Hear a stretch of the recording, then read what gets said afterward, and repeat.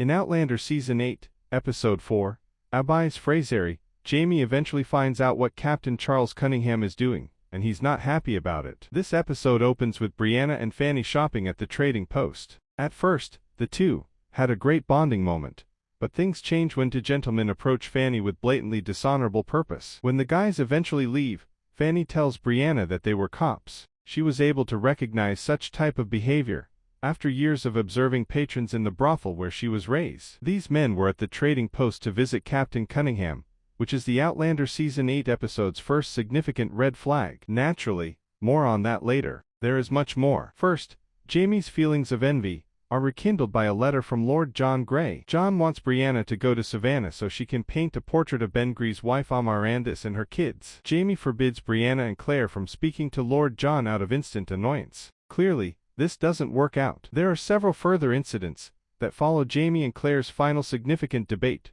regarding the Lord John Grey situation in Outlander Season 7, Part 2. William keeps investigating the death of his cousin Ben, and although he doesn't find the answers he seeks, the investigation lets him come to know Ben's widow. An additional look at Lord John's strained relationship with Percy Beauchamp, who, in this Outlander episode, asked his ex-partner for a favor involving Fergus Fraser. A significant event occurs when Clare suddenly revives a stillborn child, in Outlander Season 8, Episode 3. The expected fight between Jamie and Captain Charles Cunningham follows all of this. Although this man is impossible to detest, Jamie has found it hard to trust him. It turns out that Cunningham's retirement from His Majesty's army was justified, as this Outlander episode reveals. After hearing gunshots while he and Fanny are in the woods, Jamie finds out that Benjamin Cleveland shot and killed the two men who had come to visit Cunningham at the trading station. Mr. Cleveland joyfully admits that the men had been transporting guns onto Fraser's Ridge. After searching the remains and returning with a message to Captain Cunningham,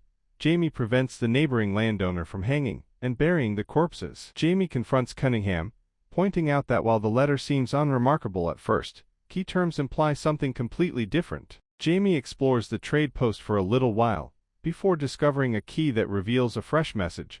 When it is placed over the Jamie learns that Benjamin Cleveland has shot and murdered the two men who had come to see Cunningham at the trade station after hearing gunshots when he and Fanny are in the woods. The men had been bringing firearms onto Fraser's Ridge, Mr. Cleveland reveals with joy. Jamie searches the bodies and returns with a letter written to Captain Cunningham before stopping his adjacent landowner from stringing up the corpses and burying them instead. Cunningham is confronted by Jamie, who points out that although the letter appears uninteresting at first glance, crucial words suggest something quite different. After a brief exploration of the trade post, Jamie finds a key that, when placed over the letter, reveals a new message. The letter sender, identified as Major Patrick Farragson, is asking for fresh soldiers and offering to supply additional weaponry. Cunningham is forced to tell Jamie the truth now that the information is out. He is building a loyalist militia on Fraser's Ridge, and has not yet retired from the British Army. Of course, Jamie is furious, but Cunningham says he wants Jamie to support his cause. After spending some time together,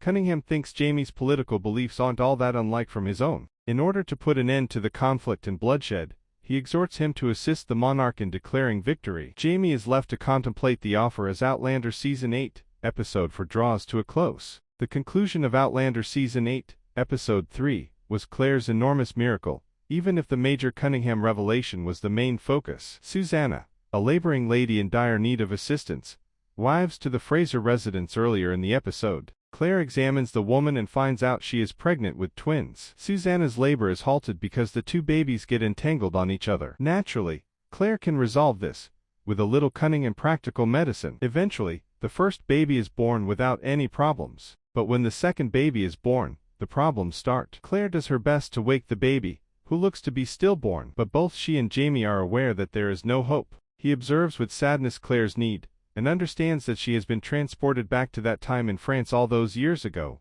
when she was holding Faith's body. We also see this from Clare's point of view. She hears Master Raymond's voice, sees images of Faith and blue wings, and sobs over the infant. A knight of the Seven Kingdoms stops inquiring about what honor is in Episode 4 and begins to wonder if the expense is worthwhile. Dunk has so far operated under the straightforward tenet that stating the truth, standing tall, and doing the right thing will all be sufficient. However, Westeros responds to him in Episode 4 with silence, followed by repercussions. It's not a noisy episode. There are no marching armies. There are no dragons yelling in the In Outlander Season 8, Episode 3, Lord John Grey and Percy Beauchamp had a secret talk during the dinner in Major General Leslie's honor, which was another intriguing scene. The past of these two is murky. They were once in love, but their relationship ended fairly abruptly. Percy nevertheless requests a favor from Lord John. He says that for some reason, he has been trying to contact Fergus, but Jamie's adopted son has not responded to his correspondence. Percy is hoping that Lord John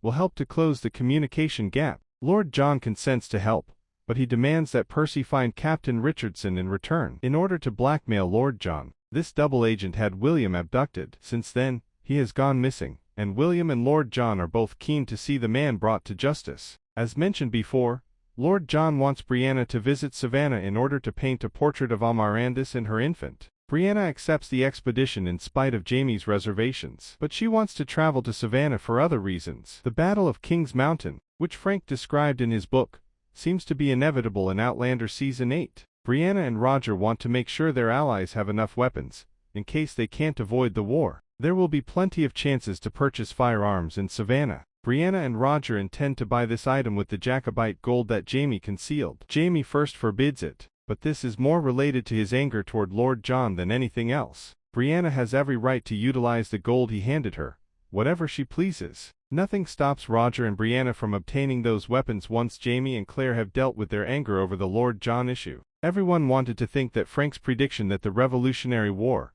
would arrive at Fraser's Ridge was untrue, but it appears like the writing is on the wall once Benjamin Cleveland shows up, and it is revealed that Cunningham is organizing a militia. We are aware that Jamie won't be joining the Redcoats as Cunningham has hoped. Therefore, it is inevitable that these two guys will cross paths on different sides of the battlefield. It remains to be seen if Frank was right regarding Jamie's demise. At the Battle of King's Mountain, there will undoubtedly be answers in upcoming Outlander Season 8 episodes. A Knight of the Seven Kingdoms stops inquiring about what honor is in Episode 4 and begins to wonder if the expense is worthwhile. Dunk has so far operated under the straightforward tenet that stating the truth, standing tall, and doing the right thing will all be sufficient. However, Westeros responds to him in Episode 4 with silence, followed by repercussions. It's not a noisy episode. There are no marching armies. There are no dragons yelling in the